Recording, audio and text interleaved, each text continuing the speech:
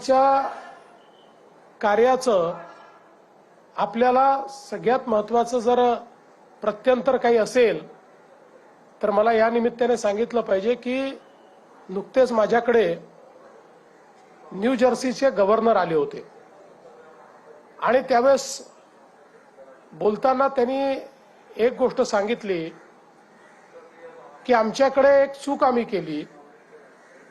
आज New York new Jersey सारख्या महत्त्वाच्या भागामध्ये विजेची कमतरता आहे।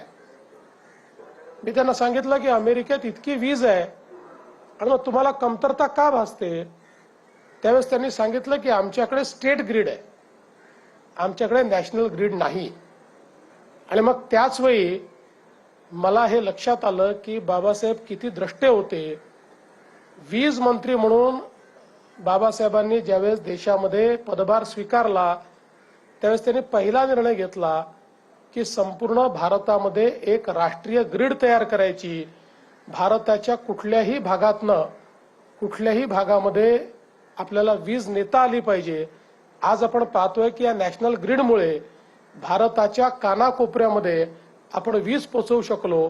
अमेरिकेसारख्या प्रगत राष्ट्राला जे लक्षात आलं नाही ते भारतरत्न डॉक्टर बाबासाहेब आंबेडकरांनी लक्षात घेऊन आज भारताला स्वयंपूर्णतेकडे नेण्याचा हा जो काही काम आणि हे कार्यक्रम त्यांनी जो या ठिकाणी आपल्याला दिला, खरोखर त्यातनं त्यांच्या व्यक्तिमत्वाचं आणि त्यांच्या दृष्टेपणाचं दर्शन आपल्याला होतं।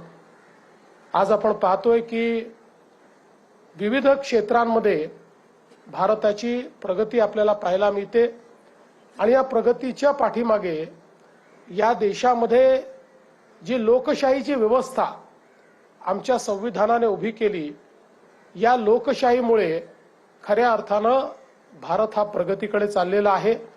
आणि म्हणूनच आपल्या देशाचे प्रधानमंत्री माननीय मोदीजी देखील अतिशय गौरवाने म्हणतात की माझ्याकरता कुठल्याही धर्मग्रंथापेक्षा भारताचं संविधान महत्त्वाचं आहे, कारण हे संविधानच प्रत्येक भारतीयाचं कल्याण करू शकतं।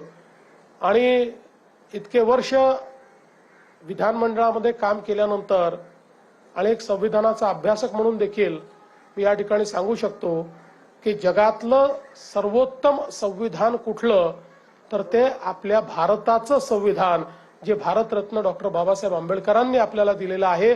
कुठलाही सामान्यातल्या सामान्य माणसाचा प्रश्न असो किंवा कितीही कॉम्प्लिकेटेड प्रश्न असो, या प्रत्येक प्रश्नाचं उत्तर या संविधानामध्ये आपल्याला सापडतं। आणि म्हणूनच या महामानवाला अभिवादन करणं आणि त्यांच्याकडनं प्रेरणा घेणं हे आपल्याकरता सगळ्यांकरता अत्यंत महत्त्वाचं आहे। खरं म्हणजे त्यांच्या जीवनाबद्दल त्यांच्या कार्याबद्दल आपण जेवढं बोलावं तेवढं कमी आहे। खऱ्या अर्थानं त्यांनी खूप मोठ्या प्रमाणात हे सर्व कार्य या ठिकाणी केलेलं आहे।